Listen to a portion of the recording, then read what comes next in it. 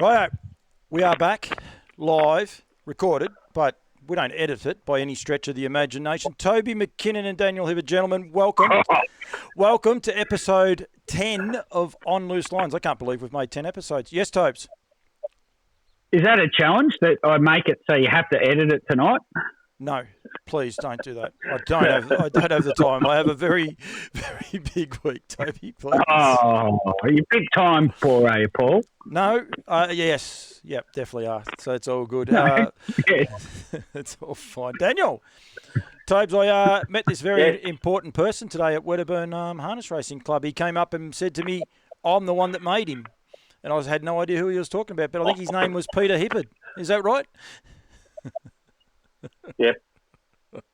That'd be him. I met Dad Tobes today at the at the Wedderburn track. He's not going to answer me, or he is going to answer me. He's going to drive me nuts. McKinnon's he's got nothing for me. What do you want me to say? What do you want me to say? I just thought, oh, that's good or something. I don't know. This show is just flying along tonight. I'll be more impressed, Paul, if you meet my dad. That'd be really interesting. Thank you, Topes. Because in the words of Teddy Demler, he's on the wrong side of the grass. I can tell you a great story Graham Johansson told me about calling a guy Lazarus because he suggested something over his dead body would happen, and when it happened, something along the lines of Jerry Lawler said there would be over my dead body before we have an all trotters day. And now look at it, and he's still going. So yeah, but anyway, that's okay. Long story. It's fine. How has your week been, Daniel? Busy week. Had another week off work and have to go back this week, unfortunately. But called the trials at Shep, and then called the Greyhounds at. Yes, thanks, Toby. Called the Greyhounds at Bendigo on Friday night. Headed over there in the wet and had a bit of a wet caller's box to deal with, but it wasn't too bad after the rain stopped. So it was a good night. Anyway, thank you. Thanks for caring, gentlemen. No cricket yesterday, and did a bit of on course announcing for the Bush Bash here in Shepparton today for the cricket. So a bit different Sunday today for me. I did see you doing a little bit of that. He was complaining about. We've lost Tobes. He was complaining about how wet it was. He wasn't at Shep when the heavens opened up. I must say, Tobes, I will say one thing: do not take a weather forecast from Mitch Sidebottom. I can tell you what, no rain here at Shep. It's going to be nice and fine. My goodness me, what buddy! It was unbelievable. But anyway, very trying day. Tobes, how did you go on Friday, mate? Friday? What was I doing Friday? It's a couple of days ago now. No recollection of what I was doing Friday, Paul. Can't tell you. Couldn't have been bad. No, I had the day off Friday. Thursday night was at Kilmore. Day off Friday. Saturday night, Melton judging. So day off Friday was just relaxing down here at beautiful Terang on the decking I'm sitting out on at the moment. How was the crowd at Melton, Topes? There was a couple of backstraight footage shots and it didn't look good. Because they can only have so many because everyone's got to be seated. Although I've read something today that might be changing or something. But no, I think that the dining, the bistro and everything was full. The sports bar was relatively full, like it can be. Not quite like some of the big nights they have down there, but it was busy enough for a venue, I suppose. Yeah, I actually was just watching a little bit. It's a big night at Crown Palladium tonight. Obviously, we go on a Sunday night, and Mick Felgate was going through all the protocols. They can only have 50 people on the dance floor, and everyone half thought it was a joke, but they're not joking. They're limited to 50 people on the dance floor, and there's going to be people there actually counting it. So it's different times, isn't it? It's sort of very strange the way the whole thing works, but it looks like it's a good night there. That's for sure. I went to Wedderburn Cup today, and I can tell you it was a great crowd, very, very healthy crowd that at Wedderburn. They did a good job. Tommy Nisbet and I've forgotten his name. Bruce Hargraves. They do a great job there. Michelle Hargraves did a virtual fashions on the field as well. which was well received. The only problem was the 12 o'clock cut-off. You would not believe how many people were ringing up. Oh, can we do this? Oh, people leaving everything to the last minute, which was a bit disappointing. But other than that, it was a good crowd and a good day. Neither of you just got to throw to one of you, don't I? Yeah, no. Yep, you do need to just throw a name in there and one of us will respond. But I agree, Paul. Someone at the gate doing all the temperature testing and then you come up with it was a healthy crowd. So very well done. Righto, let's talk about Wedderburn Cup. Let's try and get things on track. And Daniel, I am going to start with you with the Pacers Cup because it was a cracking finish. It was a good race. So I've got something to bring up actually after we do both these races. But yeah, it was a good race, Daniel, that's for sure. I'll throw the video up with about a lap to go, Daniel. So yeah. Yeah, so obviously I missed it this afternoon and watched the replay. I saw the result and then watched the replay, and it was an absolutely brilliant race. For them to go 1:58.7 for the mile and a half, or tick over mile and a half trip at Wedderburn is low flying. Like it's traditionally been a pretty tight and very demanding track to sort of get around, let alone run time. But Pembroke Charlie was a great win for Julie Douglas, and it was a hell of a drive by Jackie Barker. She really was patient. She waited until as late as she could to sort of get to the outside, had a nice trail up around the home turn. And then the horse just, to put it bluntly, just put its head down and kept trying. It just really put the low head carriage and it just fought it out well. And there was only less than 3 metres between the first 6. I'm a Shadow Boxer was terribly unlucky not to win the race. Modern Bliss was also very close to winning. And I Cast No Shadow had settled down last and come basically down the outside fence. Poor old Dr. Cullen had sort of led the whole trip and was only swallowed up in the last 50 metres or so. So it was a great field, a great even field. And, with any difference in luck, there could have been 5 or 6 different winners. But Pembroke Charlie got there first, and it was a good win and a great drive by Jackie Barker to land the cup. I was there on the day, and one of the people I did see, Tobes, was Jeffrey Lucas. I know a horse that you got like a little bit of a liking to, Darby McGuigan Drive, Rock and Roll Eyes. I was just looking there, like he has been beaten 1.6 metres. It's a terrific run. He's sort of starting to get back to that form that he'd lost. But horses and drivers and horses and courses and all the rest, both Darby and Rock and Roll Eyes, they get on terrific, don't they? They do, Paul, but his racing pattern's a bugger of a way to try and win a race because he lays the law down to the leaders and he sets it up for one behind every time. But that's the only way he knows. That's the only way he can do it. He sort of can't run a 28 quarter, so he's got to keep them rocking and rolling, running those 29, from the 1,200 metre mark, or he can't win. But every time he does that, he sets it up for the sweepers from behind. Yeah, but they only just got him today. I just thought it was a bit more of a return to form, that form that he was in that night. I think we were at Terang when he was brutal on that occasion. Darby won on him in the wet and that sort of form. I think he's better suited, as much as it sounds silly, the bigger tracks suit him better, even though the way he races, I think it suits him better.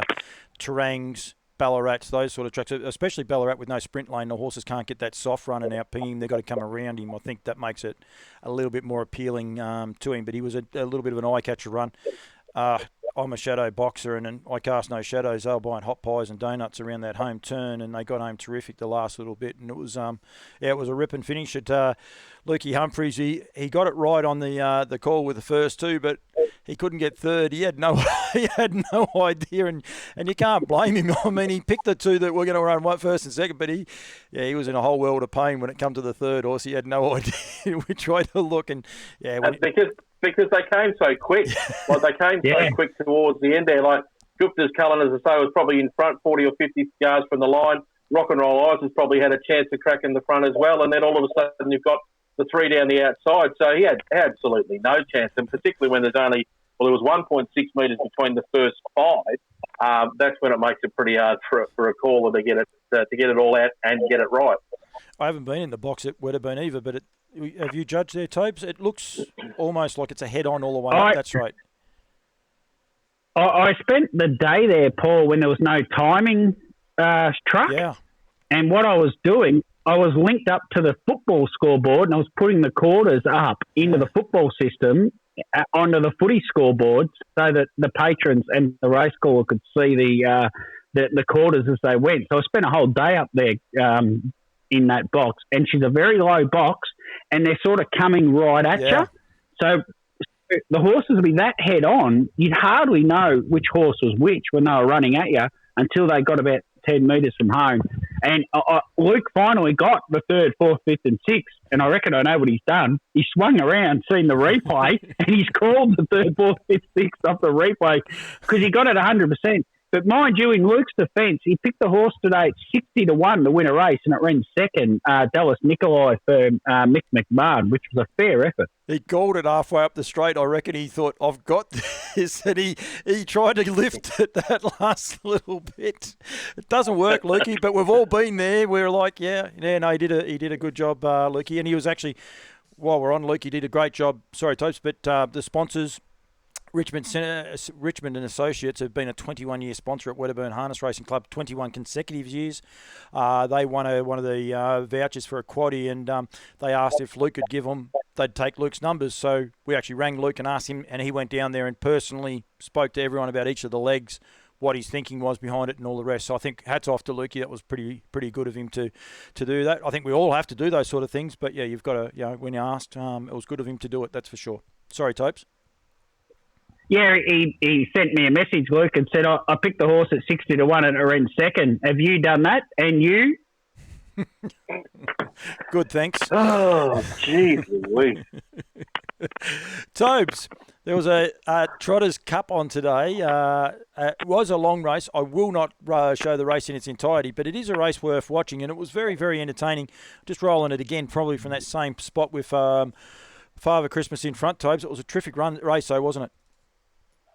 Yeah, it was, Paul. And despite the fact there was a healthy crowd there and all the COVID restrictions, it was Travel Bug on the day that managed to win the race. For Jason McNulty and James Herbertson, after the Hamilton run, Paul, I fair dinkum thought it was $1.30 chance in that race. I was blown away at the odds it was. Over the 29.55, Father Christmas led, ran a lead time of 148.6, and that works out at a lead rate, because we're talking lead rates now in harness racing, of 32.3. So that's pretty solid for 1,346 metres to be, clicking out 32.3 sectionals. Then he ran 31.30. Sorry, Topes. That's also from a stand, but that's also from a stand. Part of that is too. So they would have been standing still. Part of that. So yeah. Correct. So 31, 30.2, 30.7, then his final quarter 31. So he really was going pretty hard, Father Christmas, the whole way. James had Travel Bug in the 1 out, 1 back position. He eased him out, 3 wide at the right point. He just loomed into the race. It looked like he was going to win how far. The penny dropped, so that horse it ran a terrific race to get as close as it did, if you ask me. And you know what? I wouldn't mind seeing Travel Bug get thrown in the deep end next week in the Great Southern Star, because it was terrific in the regional racing period. It's been really good at its first 3 runs back now. It's the deep end. No problem with saying it'd be throwing it in the deep end, but I'd love to see it in the Great Southern Star and see where it measures up. I spent a little bit of time with James after that, because Neil McCallum looked at the video footage, whether he was going to protest or not, but there was no grounds for a protest, and he withdrew at that very, very quickly. But James said he's just not quite there just at the minute. He reckons he's just, he said he thought he should have put him away a little bit easier, and all the rest. So, which is scary considering he's doing what he's doing, because you can't fault any of his runs. His runs have been absolutely sensational. So if there is just something there that the boys can get a handle on, it'll be terrific. You get busy, Tobes, and Daniel, you both know when you're doing Trots Vision and you get yourself a bit, I wish I had me camera. Sean McNulty, he tried to do the 100-metre dash up the straight with Travel Bug going past, hanging onto a can, and fair to say, Sean is not the most fit person in the world. And it was very, very funny, but he just wanted to get up to his brother Jason up the other end, and it was great scenes. I'm tipping Logan Pub is well and truly off tap right at the minute. It's terrific scenes. They're a great family. The boy's father went to school in Wedderburn. He said he used to sit there and watch the guys work horses around Wedderburn track, and just used to dream about it when he went to school. So that's what he used to do. So it was pretty good emotional scenes there today at Wedderburn. It was terrific. nothing from neither of yous again. We're going so good tonight. This show's just rolling. Distance racing, boys. Just this is sort of going to be my topic, but I'm going to leave it with these two races. Everyone's big on the Metro 80, and they say, "Oh, this is a new way of harness racing," and all the rest, and it's such a spectacle. Yet you can nearly yawn because once the horse finds the front, no one else can attack them, and the leader generally wins and it rolls to the line. I know last time it didn't happen, but this time people seem to be a little bit smarter that the leaders are the ones winning. Once they can get to the front, they just go to sleep and win. That racing today is exciting racing. There's moves. There's horses like Rock and Roll Eyes making the pressure on. Two close finishes. Watching trotters in full flight, Tobes, over those long trips. I love that long distance racing, and go for the hardest with the Mercury 80, but geez, don't get rid of the long distance racing. You know, you're saying about Christmas Eve last week or New Year's Eve last week, Tobes. Imagine if we had all 3,000 metre races going into it. I know Sky Channel would hate it, but do we have to listen to Sky all the time? Oh, I think, Paul, they've both got their place, the long-distance racing, the 1,200-metre races, and diversity is what's so wonderful, and that's why anything works. If all three people were the same and had the same opinions, then in this show, it wouldn't work, would it? So, again, 1,200-metre races, middle-distance, long-distance races, the variety is the spice of life. Yep, I'm good, thanks, and I'll take a $100 note every day of the week. Sorry, Daniel, you wanted to say something? I'm good, but it's the mother of Anjou, isn't it? It is really good to see that Wedderburn went for this race, because they could have kept it at the 2,500, but they've tucked another 400 on it. It made it a really big test. And I think if you actually sit and watch a lot of the New Zealand races, and I know that they have a lot of trotting stands and things like that, and a lot of the time they're over the 2,700 metres, or they might be over a bit further. They're really, really good races to actually watch. Now, I know that we have, obviously, you know, people's interest in watching 4 minutes of racing has, you know, decreased over the last 20 years with the introduction of sort of, you know, wanting to get a quick return on their buck. But it's, you know, watching those, or allowing horses to run in those races, and the tactics and the moves, it gives horses, you know, that are out the back more of an opportunity to actually get into the race and potentially win it. If you're racing consistently over the sprint trips like you're seeing at Menangle and things like that, I mean, the race, they do hum out of the gate, but once they find their positions, they're pretty much stagnant for another 800 metres before they turn to home. Yep. So it's, you know, it just makes it a bit more tactical. I reckon it would be a lot better, from a wagering perspective, it would be a lot better to bet on. Because you can back something that might be drawn to the second row or off a handicap or something like that, and have confidence that it's going to have enough time to actually get into the race. I'm happy to say something controversial too, tailor-made for Betfair. The longer the distance are, the more time people have the chance to assess where they are going. Luckily, we're not paid by the TAB, so we can say whatever we like, but it could be a whole different way. Tobes is nodding the same as me. A whole different way of marketing our sport is in-run betting. I'm happy to put it out there. I'm not scared of Betfair. I know a lot of people are, but I'm not. And I know the man at the top. I've never really asked you, Daniel, but I know Mr. McKinnon's not scared of it either. Yes, Tobes? No, it's certainly something that people can use, and we can't be afraid of it. No, got to embrace it. Our product's the best one for Betfair. There's no in-play betting on greyhounds for obvious reasons, and gallops. The race changes so much. There's not a lot of betting on the gallops, but in harness racing, people got a chance to stop, look at things unfolding, and then have a bet in play, and that's something that's an advantage we've got, and something that we've got to push and explore further. I totally agree, and I think then you could sell a whole different media platform to it as well. That you, instead of having Lukey Humphreys calling, you could have people there clocking 100 metres and telling people, putting 100 metres up, they could actually watch the race themselves, narrating what they actually think instead of just having the standard race call. You could market a whole different platform around the race and how you watch a race and how people watch races and go from there. It's just something different anyway. So that's my topic for the night. I'll try and behave myself for the rest of the night, Tobes, if I can, and we won't be going for too long, I believe. Tobes, we've had one little bit of correspondence. This was sent in from Mickey B, a little bit of a look-alike. Mick Bellman. And I actually don't mind this one. I think there's a striking resemblance, I must say. It actually looks really, really good. Probably, if we had been dressed up at the Crown Palladium tonight and doing on loose lines there, I think I could definitely see a lookalike in it. Again, the beauty is, neither of you two know who I'm talking about. Neither of you can see it, and you're just going to have to wait till the show comes about. But I must say, thank you very much, Mickey B. Boys, we are up to notables. I tell you what, right?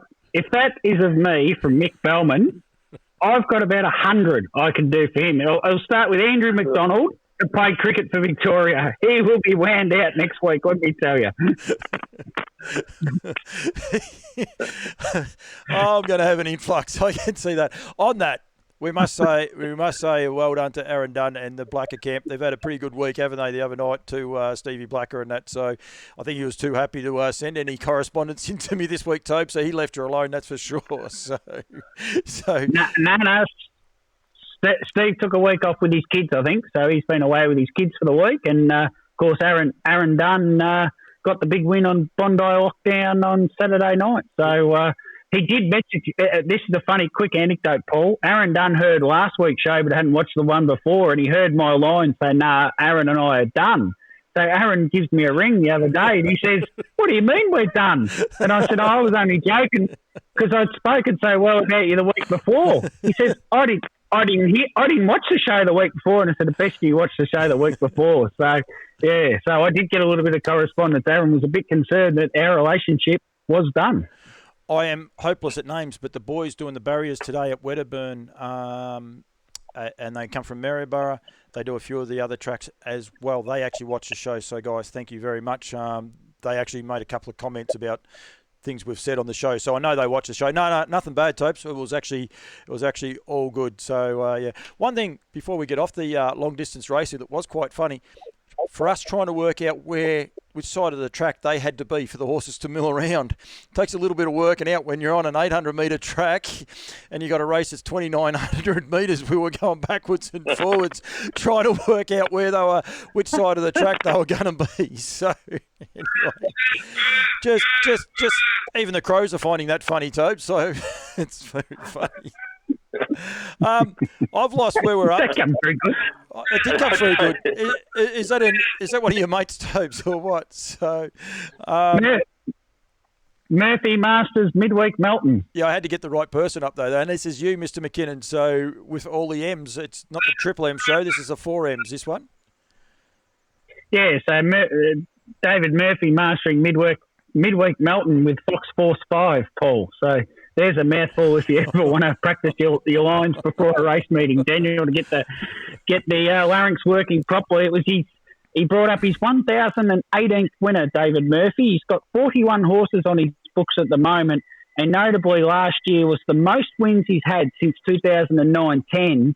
And I think the other winner was Royal Apollo. The point I wanted to make with this is that Brent and Declan have got to that racing age. Brent started to drive. Declan's very interested in as well. There is 2 boys for those playing at home. David's 2 boys. And he's really pepped up a bit, David Murphy, in the last 18 months. He's got the team going pretty well. And I think you'll find over the next 3 or 4 or 5 years, we'll see him come out of the woodwork a bit like Ash Herbertson has, a bit like Tim McGuigan has, and get a fair few more winners. And I can see him getting back to, in the mid-2000s, he was training sort of 70, 80 winners a year, where the last few years he's been down at the 30s, and I can see him getting back to that 70 or 80 a year. Yeah, and you're right in the people you're saying, but even someone like a Peter Thompson that's in our industry that helps Andy and Kate, I reckon the main reason he would do as much hard work as he does is because of his daughter. I think it really perks you up. I know even with Holly getting interested in it, you do look at the sport a lot differently. So it's really cool, actually, I must say. And, yeah, good boys, both those boys too. Brent, Brent, for as much as you watch him, he can actually dance. He can sing a bit like all the Murphys can, and he's a lot of fun. So, yeah, no, he can actually sing, Topes. They Old Melbourne Road. Oh, no. Old Melbourne Road. They were actually going to write a song for us. If John's watching this, you said you were going to write a song for me, Johnny. So, yeah, but that was going to be our intro. It's just never happened. But that's okay. We'll get around to it one day. Brent Murphy being able to sing was like saying a better's the light's able to run, Paul. That was a certainty. Have you ever heard Aaron sing? They don't. No, I haven't heard Aaron sing, They but don't always throw to the side. Aaron, better, better's the lights for sire, Paul, not the Dan. I have heard Aaron bellow, I must say, and it's a very high pitched screech that the boys generally duck their head and run. So yeah, so that's okay. Aaron, it'll be fine. Wait till she hears that. She'll be on the charge similar to Tara Youngson. What about jeez, you've done it again. the fiery redhead? The fiery redhead. What about poor old Declan one day? He says, "Oh, Mum's in a bad mood, but so don't upset her." So when she walks in the shed, I said, "Oh, Declan's told me you're in a bad mood." He went ducking the poor kid. You gotta have fun. Dear. He won't say it again, Tobes. It was a one-off thing, so it's all good. Rightio. Off the back of the Bort Cup, this one's probably got a little bit of even more merit today for you, Daniel. Julie Douglas wins 3 in a row at Mildura. Yeah, the first 3 legs of the quaddie there at Mildura on Wednesday night. I think it was Wednesday night, wasn't it? And Pembroke Charlie, who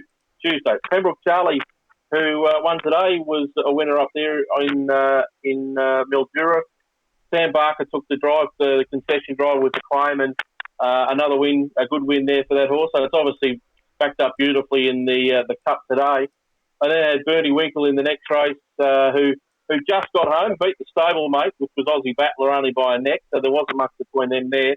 Ellen Tormey took the drive on that one.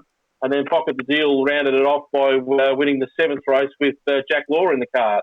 So they took 4 horses to the races on that night, and the best that they could hope for was 3 winners in a second, and they got 3 winners in a second. And so a really good effort there. And then obviously backing it up today with Pembroke Charlie in the Cup. So Julie's had a really good week, and a really good weekend. Absolutely. Daniel, did Paul say the Bort Cup then? I think he did. He's been there all day and he doesn't even know where he was. And he reckons we're going bad. Yeah. I'm sunburnt and emotional. Leave me alone. Speaking about being there all day, this man was there today. He drove a double. He just keeps knocking up winner after winner at the minute, this young man, Daniel. Jack Law got only 4 this week at Mildura. Yeah, he's had a great week. I just went back. He had, from my count, he's had 7 winners for the week. So he's had the run at Mildura, and then he's had I don't know what that's Sunburn, was it? He had the winners at Mildura, and then obviously he had Better Be the Bomb and If the Move suits and Nick's pick. So he's had a massive week. There was a great night up there at Mildura for him. Bo Carson for Laurie Callick, White Star Village for Reece Ball, and Pocket the Deal there was for Julie as well. And then he's absolutely been driving a storm this week. And his drive last night on Better Be the Bomb, like that race, it's obviously the fastest lead time that's ever been run in a race at Melton over the 2240. He probably couldn't see the leader. They were that far away from him during the early stages of that race, and it could have gone one of 2 ways. He could have thought that he had to get going and sort of taken off, but in the end, he followed exactly the right horse that he needed to follow in Malcolm's Rhythm, and all he had to do was just follow him into the race, and it presented itself at the 200 metre mark. It was a really heady drive, and it was a really great run by that horse, and well deserved to get that horse into the Hunter Cup. But look, he's just driving so well at the moment. He had just having a look at that meeting at Mildura. He had all those winners, and he had 2 seconds, a third, and a fifth. So he didn't do all that. He has he's picked up other drives and run good placings on others. So he's having a cracking, particularly the last couple of weeks. He's having a cracking couple of weeks. Types. That drive, Paul, on Better Be the Bomb. And we'll note the lead rate in that race is 26.5, which is unbelievable. What he does at about the 600 metre mark, if you watch it again, the horse in the chair has dropped out and dragged all the running line back. He actually drops back into the running line for about 100 metres and just gives the horse another little breather then Malcolm's rhythm goes 3 wide because if it dropped in as well again, and then he gets going again, it was a absolute masterful drive on Better Be the Bomb. It is, and it's one of the strengths of the Bettor's Delights. They get better with age. Well, the good ones seem to get better with age, and I know that sounds silly, but they just keep developing and get better. But they also seem to be able to do that, don't they? They just seem to be able to knock off and go again. Horses like Lazarus, and those they seem to be able to just, I don't know what it is. That's obviously why he is a champion sire. They have a characteristic that a lot of other sires just can't put into them. And I know this show is sponsored by Woodlands, but it stood the test of time. That if you watch a lot of those Bettor's Delight horses, they can have 2 or 3 runs and really keep going. And it's a great thing. Well done to Basil Dooley. He won the last race today too. I don't think he's at the Hunter Cup draw tonight, unfortunately for him. But going to be a big week for them, that's for sure, in a major Group 1. And a live chance on the runs that he's had in the Bendigo Cup and his Ballarat Cup race runs were quite okay. So it's a big step up in grade, but good luck to him. No good, rightio. Absolutely. Tobes is a king. Daniel, you've got to come a little bit more creative with your titles, mate. I've got no idea what this one is, and I'm extremely nervous to even ask it. Chris Finozio, 3's a crowd. Tobes? Yeah, he got 3 winners in a day, Paul. He got the winner at Melton, and then he got the double at Bendigo. So 3's a crowd. He got a crowd of winners. Right. I don't know where you're going with it, but yeah, he went to Melton and he won during the day with a horse called Aliens Exist, Paul, which is troubling in itself, isn't it? So maybe there's crop circles at Romsey that we don't know about.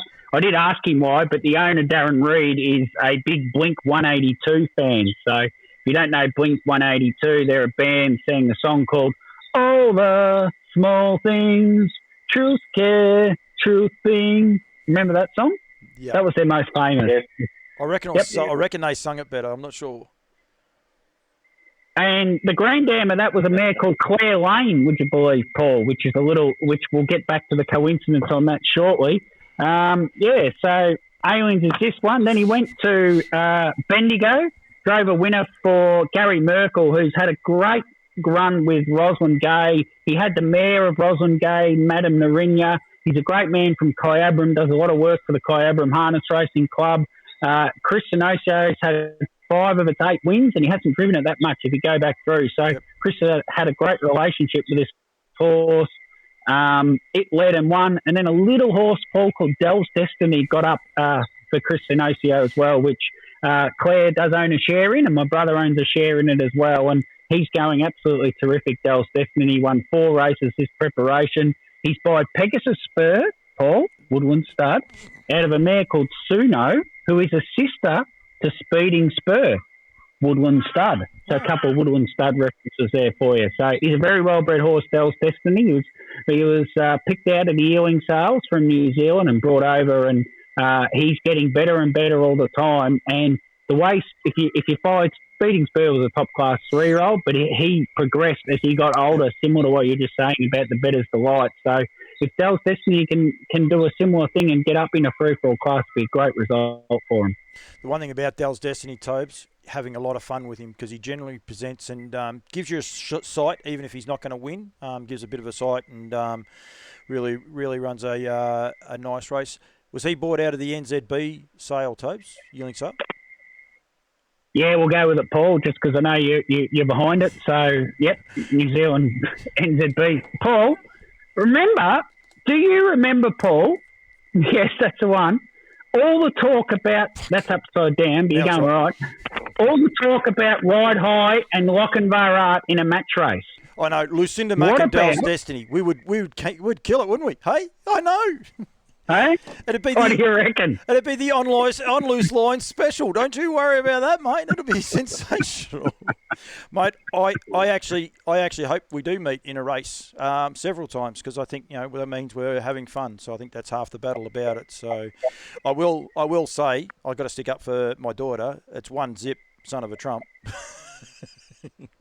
What Gay? You mean? I've called her Gay Waterhouse now.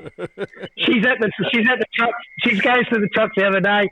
She's just off having some dinner, and then she comes back, checks in on Mum. You got everything done, Mum? She says. Yeah, Mum says, yeah, everything's done.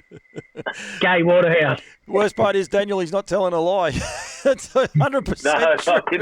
I can tell. Speaking That of... was Sorry? Yeah, I was going to say that was at Kilmore. Yeah, and that's what I was about to say. Speaking of Kilmore, Daniel, Mr. Ray wins the 2-year-old at Kilmore. A little bit green and ran around a little bit, but it was an impressive win all the same.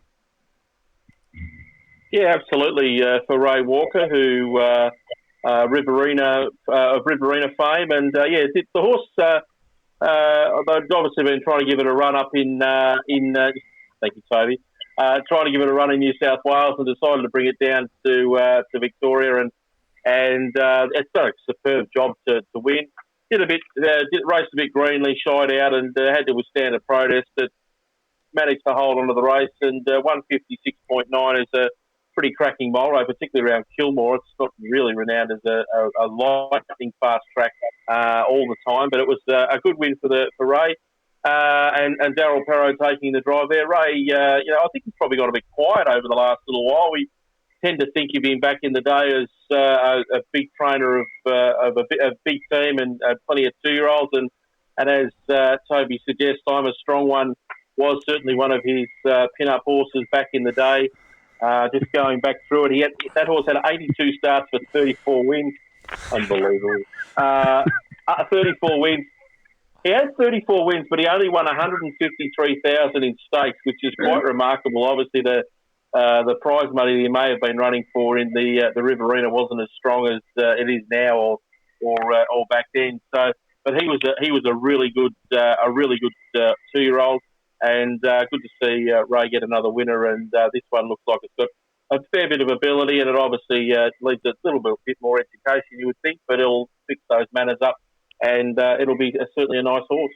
Absolutely, and it's good seeing the 2-year-olds. I noticed that Damien Burns Racing now follows our show too, so which is really good. They generally like it most weeks as well, so we're giving them a plug. They're still the leading 2-year-old winners going forward. It's good to have these 2-year-olds up and going, and what's going to be going for 12 months. So I think that's a lot of fun. Mm. Another creative headline from Toby McKinnon: Cookie Monster eats them at stall. Not sure I spelled stall right, actually. I think I might have done a spelling mistake there, but that's okay. Cookie Monster eats them at stall. I'll go with that. Paul, you make a lot of spelling mistakes. I reckon you make that many... What's an L between friends? You make that many spelling mistakes, Paul. You jog your horses when they're spelling.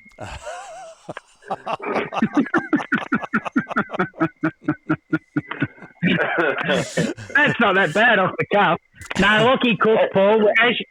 As you know, I went outrageous with some predictions earlier in the year, and I said Lockie would drive 50 for the year. Yes, 50 for the year, and he's up to 3, so he's got a little ways to go. We're only 4 weeks into the year, and his couple of drives at stall were terrific. He won with Gojo Jolt, jumped to the front, led all the way and won. It was a little bit of value. But then his drive on Millionaire was absolute second to none. He was in front of Millionaire, and Matty Craven had the Spruik horse, the Boom horse from New Zealand. What a muscle 1-1. The 300-metre mark, he's had a look. He's seen where Matty hadn't pulled out yet, and he shot off. He got 5-6 metres clear of the rest of the field, and he put an extra 5 on Matt.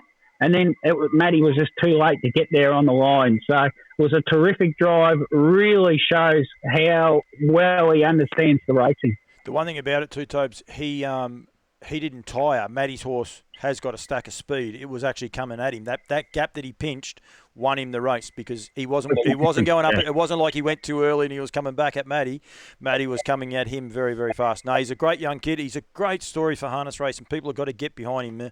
A kid that had nothing to, I don't know if you know it all, Daniel, but he had nothing to do with harness racing, and basically at Terang, didn't he, Tobes? He started working in the numbers room. That's basically where he started. And yeah, Tobes, you tell it. You know the story better than me. Yeah, no, he started working in the numbers room down there, and he just, even in the numbers room, he did all the little extra things, the 1%ers, helping people, grabbing numbers. If the Lees had 4 in within a couple of races, he'd take the numbers over to them. And Marg and Jason, they don't miss a beat, let me tell you. They grabbed him, got him down to Gillaby, to the farm, and got him helping out. And I can imagine he'd be just an absolute workhorse down there and fits in. He loves the place to pitch. And they've really taken him under their wing. They've taken him very slowly through his trials. And then to put him on Keyang Jackie at his first drive when she was building to a Breeders' Crown Series, I think that says more than enough about how good they think or how highly they think of him. Yep, absolutely. Couldn't agree more. And they left him. They didn't just put him on that one time, Tobes. I think he had 3 drives and won all 3. Yeah, 2. He won 2 anyway. Yeah, 2. He's got a very good winning percentage as well. I think they were saying on Twitter the other day. I think he's won about 10 races all up. Would that be right, Tobes? Out of about 25. Someone put it up anyway. It's 6. He's won 6 all up, has he? From about 18 starts in, I think it is. So it's a pretty good strike rate that he's developed. And so, he's a good story. And young blokes like him, we need to keep them in the sport. We got one more. Sorry, Daniel, yeah? I was just going to flow on from that with Lockie there with the young kids that are coming through. The trials here at Shep, I've got 2 drivers that I'm calling at the moment that are, obviously bred in the sport, and Lockie's obviously a bit different in the sense that he had no family grounding in the sport. We've got 2 guys that are driving here at the moment in Cody Crosland and Corey O'Donoghue, who, they are going to be really good drivers as well. They've had they're getting a lot of grounding at the trials. Cody's driving a lot of horses for David Aiken, and obviously Corey's driving a number of horses for the family stable. But it just goes to show that we've got a lot of these young guys and girls coming through. And, we want to make sure that we continue to develop them and we keep them in the sport, as we've mentioned a couple of times. But it just goes to show that the numbers are there for young people to get involved in the sport. And it's really good to see. Just a shout out to Corey to show how much faith they have in him. Western Sonador was trialling last week to get back into the draw and potentially start in the Hunter Cup, and obviously didn't get a run. After he galloped in the Cobram Cup, he's had 2 trials to get back in the draw. This was the second trial to get back into the draw, and they put Corey on him. So just sort of goes to show that the faith that they have in him, and that young people, if they do the hard yards, will get an opportunity. Obviously, Western Sonador didn't get a run in the Hunter Cup, but he handled him super in the trial. And as I say, we've got plenty of good young kids trialling, getting their driver's license. We want to make sure that we give them plenty of opportunities. Stephen's brother used to be a very good driver, David O'Donoghue. He left the sport probably 15, 20 years ago now. It'd be a lot longer than what you think. But, it's great to have an O'Donoghue back into the sport, because I think at one stage Steve didn't think any of the boys were going to keep going in the industry. So it's an industry that they've been synonymous with for a long, long time, and we don't want to lose names. We want to keep it. Definitely keep it all going. There's one more notable from today, guys, and they get a good run, I must say, Kate Hargraves and the likes, but they do a great job. But just interviewing her today, and she was very, very emotional about winning a race on a home track. And when you've got the likes of Bruce and Michelle there, and there was a whole family behind her as well. It's why we love this industry, I reckon. It's something that we can all do. We may not all want to drive in a Hunter Cup and the likes, but if you could employ yourself in that, it's a terrific sport. And Kate said all she wanted to do was win one race on a home track. That was one of the bucket list things that she ticked off. And, it's good interviewing someone that's won just a normal race at Wedderburn, and they're welling up a little bit. I think that's just it's terrific to see, and well done to Kate Hargraves. They're doing a very good job with everything they do, and I think that's just a nice little one to tick off her bucket list, that's for sure. Not sure where Absolutely right. I'm not sure what we're up to now. Discussion points. Toby McKinnon, you have got something a little bit different. Metro races with names attached. I think the names attached part's for me to have them underneath, but yes, I get it. So you want to bring up the Metro racing? Yeah, so something I brought up in the office at HRV a long time ago, Paul, and it was just about putting a name with each class of Metro race we have. So we all know what a free-for-all is, and we don't have to describe it as whatever. So I would sort of put them in rungs, So when there's a sort of an 80 to 95 class race each week, I would call it the intermediate. So, it's the the Barristock intermediate pace. And we all know then that's the horses that are in between the free-for-all and that sort of old M1 level.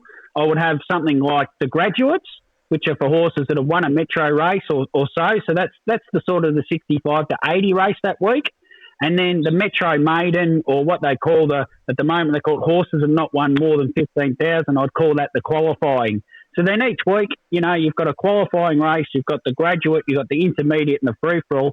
And for guys like us, it just makes things a little bit easier for us because we can say, Belittle's going next week down into a qualifying race or Belittle won a qualifying race. It'll be interesting to see how he steps up into the Graduates or, this horse is coming out of the intermediates back into the Graduates.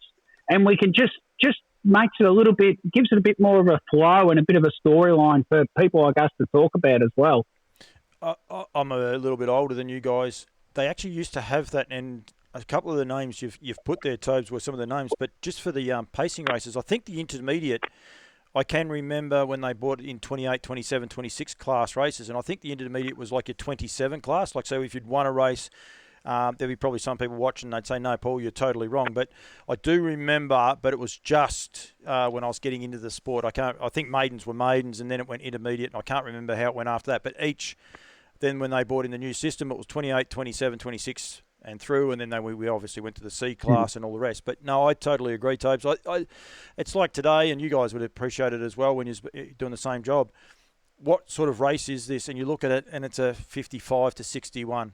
Well, what does that mean? And all the rest. I think, I know you're all saying only Metro, Tobes. I reckon it could work in the country as well. Keep the rating system. I know there's ups and downs about the rating system. I'm not going to get into that. We can have a topic about that some other time. But it would just be a lot easier for us as commentators to say, this is for horses that have potentially only won the one race, or they're out of form and they're coming back through their classes, and there's horses like that. But it'd be a lot easier to say a name than trying to find the numbers and get the numbers out. I think it's a great idea. So, yeah. Yeah, it just makes it a bit more easy for people to know what class the race is. It's all well and good to have a number, but that number might not mean anything to some people. At least if you've got a tag on it, for example, like a free for all tag or an intermediate tag, it just makes it a bit more. It gives it a bit more meaning, and I guess it would give it a bit more, a bit more glory as well if you. If you've got a horse that's won an intermediate race or it's won a free-for-all in Melbourne, well, then you've got a fairly decent horse. It's one of the things when you try to explain to people how our rating system works, when you say they start at a 50, yet you can have a horse that's a 35, and trying to explain to people how they have that horse that's a 35, it does get very confusing trying to explain it, how the system actually works. I like the rating system. Please don't take it the wrong way. And I know people will turn around and say, oh, you're wrong, it's a bad system. But I actually like it. I think it does work, and it just needs a little bit of tinkering here and there. But if you could give them a name, if you said they're maidens, you don't have to worry about saying it's a 35. You can just say, it's the worst of the maidens, so that's why I drew one, and go from there. So just one of those things. So, good point, Tobes. I like that one.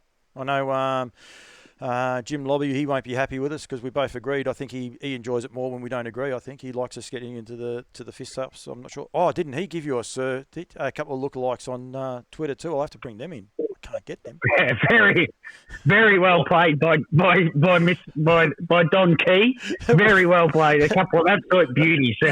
I must admit. I forgot, Jim. I forgot about them. I'll get them next week. I must say, I'll have them up ready for you next week. So. I had a catch-up with some high school mates, Paul, during the week, and unbeknownst to me, some of them have obviously been watching it as well, and I was getting a bit of grief from my high school mates about it all too. So the Sesame Street thing just keeps running, unfortunately. Well, yeah, I don't know what Mickey B's put up, but it might be back up again. I'm just not sure, so it's fine. Daniel, your topic, and I must say, Daniel does get left alone fairly well, I must say. Your topic discussion. I am dodging bullets left, right, and centre here. I reckon if some people start watching this show, I think there could be a few buses running over me very shortly. I will say I do get sick of people saying, "Oh, he's a lovely boy, that Daniel Hibbert." I'm like, "Oh, leave me alone." It's anyway. That's fine. Daniel, your discussion point this week. Well, I haven't really got one in concrete, and I know I've sort of harped on it with calendars and things like that over the last little bit. But it is just the last night, the feature race, obviously the first night of our feature race carnival with the Casey Classic and the Caduceus 3-year-old. I don't know whether it was the right sort of time for that 3-year-old race last night. I know it was a great win by Bondi Lockdown and all the reward there to Aaron and that. But it's just, we've just finished with the 100 the Vic Bred series. All the good ones that were in that have sort of gone to the paddock. Essentially, all the they've had a bit of a spell, or they might have had an injury and gone out. And then less than 4 weeks later, we've got this big race at the start of the carnival. It just seemed a little bit awkward there last night having that race, and disrespect to any of the horses that were in it. I thought it was a great race, and I thought that Bondi Lockdown was super, and I thought Pat's Beach Storm was just as good. But I think we just missed a few of the cream in that race that could have been in that race last night. So it's just, it was just a little bit of a sticky point there for me last night. And I hope that we can sort of really work on it, because it's just, for me, it just seems a little bit messy at the moment. Yeah, I tend to agree. I think the trot race was the other one that sort of fell into that, because next week there's such a big trot races, but there's only a 6-day turnaround.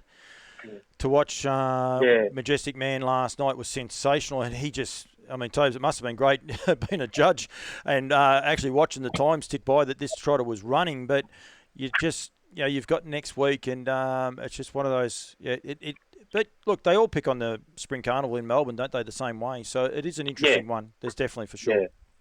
I think we've just got to sort of, I don't know, it's hard because of what's happened with COVID and everything like that. But, you'd like to think that when we sort of get to the end of 2021, or, we get to sort of June this year when they're starting to do the calendar for the summer carnival next year, and the country cup circuit and that sort of thing, that we've got a bit of a better plan in place, because it's just, it's just not sitting right at the moment, I don't think. No. Topes? I think I agree with Daniel, actually, like 100%. But in fairness to HRV, they have been making things up on the run. That Dallard Cup, Paul, Majestic Man ran a lead rate of 28.6, then 29, 29.2, 28.2, 29. He just went the same speed pretty much the whole way. If you sent someone out to do track work and said just sit on the same speed the whole way, and they were within 0.6 of the same speed, you'd be pretty impressed with them, wouldn't you? I don't know what you guys thought. When I was impressed with it, I just couldn't believe the way it went. But when Kate pulled out down the back on Majestuoso, who is a beautiful horse and a real up-and-coming horse, and I'm thinking, this Kiwi's about to get himself a shock, because he was trotting up so stylishly, whereas instead the Kiwi looked over his shoulder and said, come on, mate, we better go a bit quicker, and he just flattened out. I was like, wow-wee. So, yeah, augurs well for next Friday night, that's for sure. It's going to be a ripping night, the Great Southern Science, sponsored by...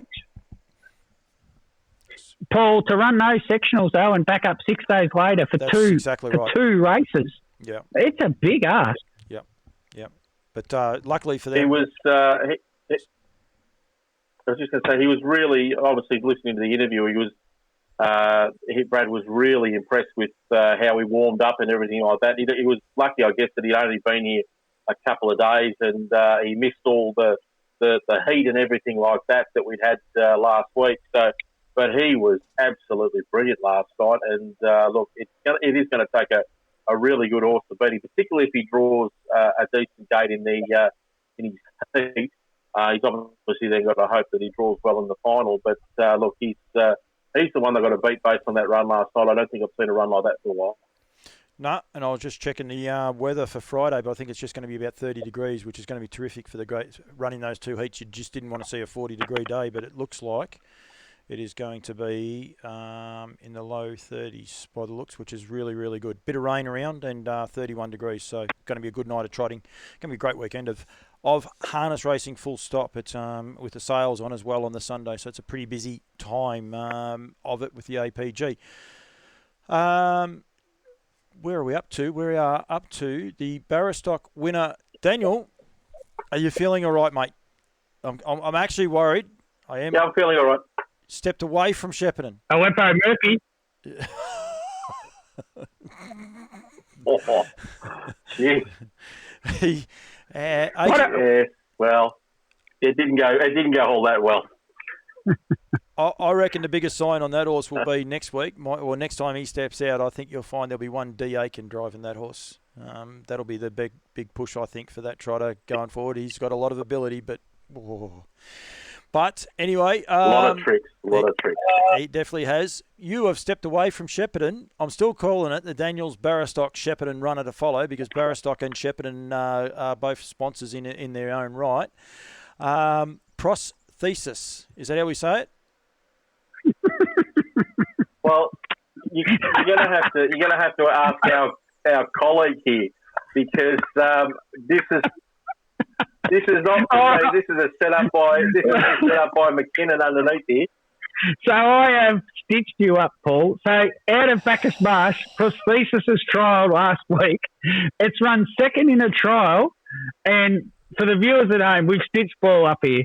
It wasn't really the trial horse to follow. It's just a joke, Paul, because coming out of Bacchus Marsh, they're telling me, Prosthesis, it's grown a leg. I saw that. I got all that. That's why I said the Kimball thing, but I didn't, obviously. So it's not the horse to follow. So They're telling me it's grown a leg, Paul. They're saying it has grown a leg, Prosthesis. So what you're saying is we have no Barristock winner for the week. But Kenny said to tip it. Buddy. Kenny said to tip it. I can't give you tip it.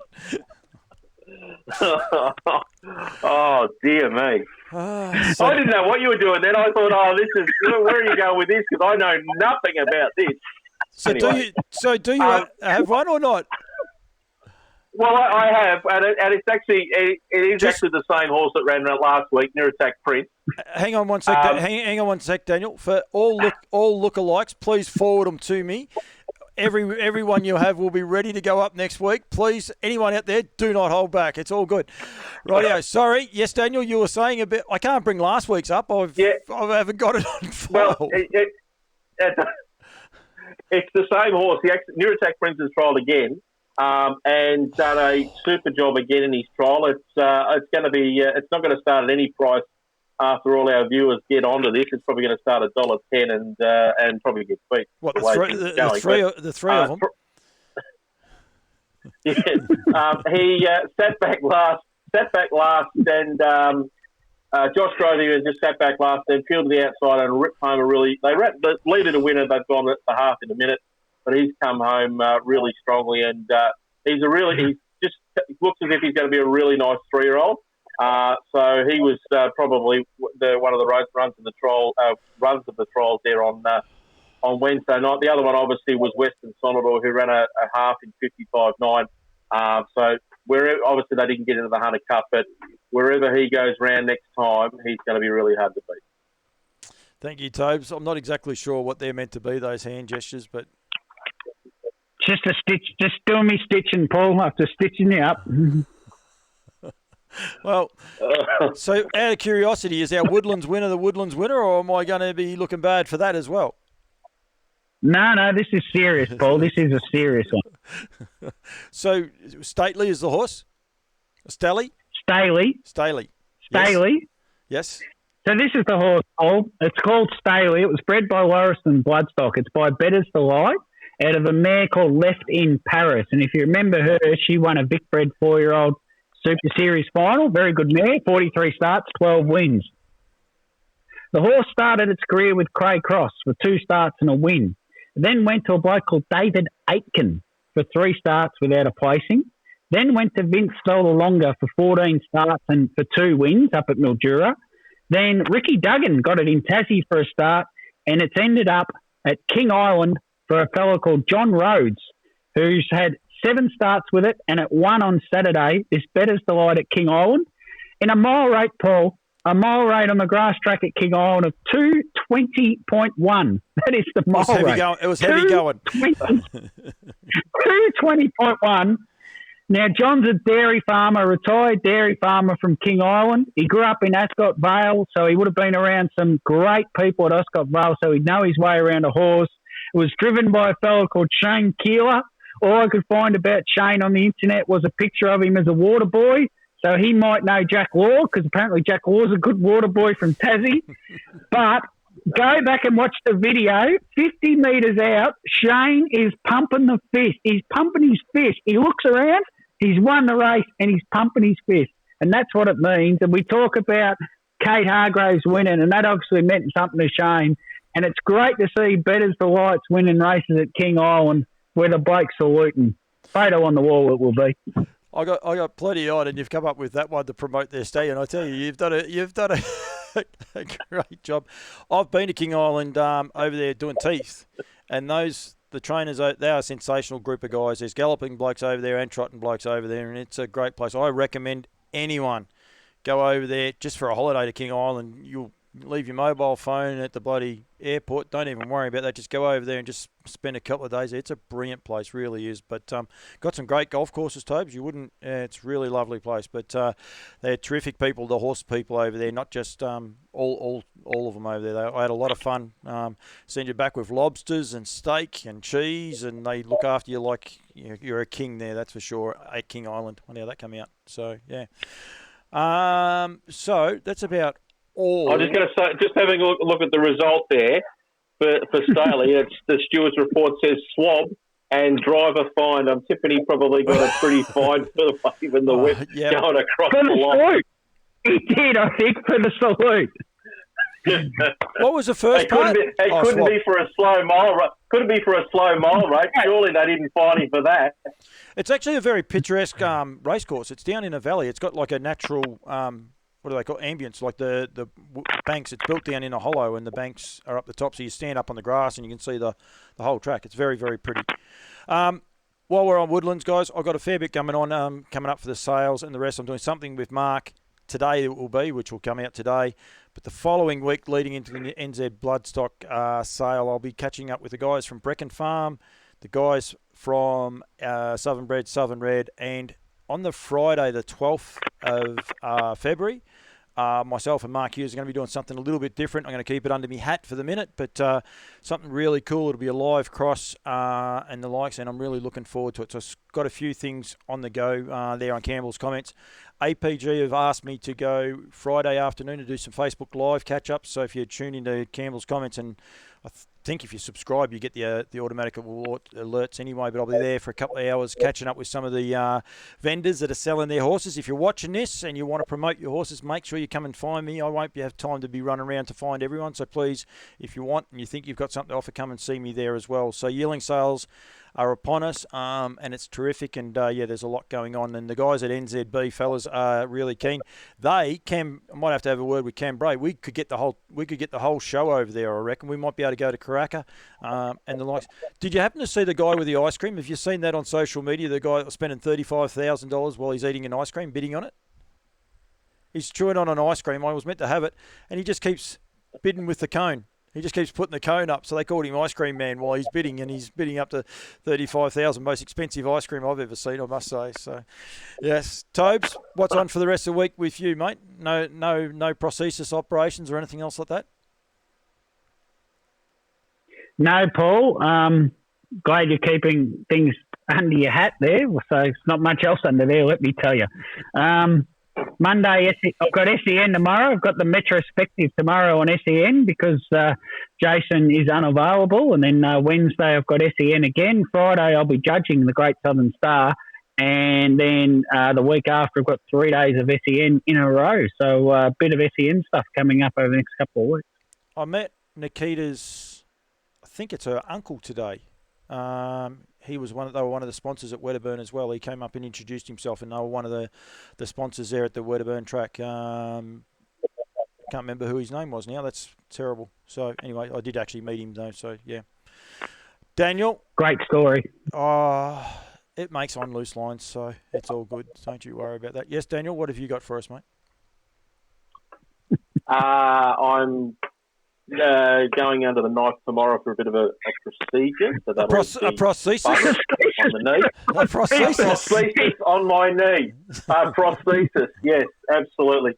No, just something a bit of a clean out, so that'll be fine. No calling other than the trials.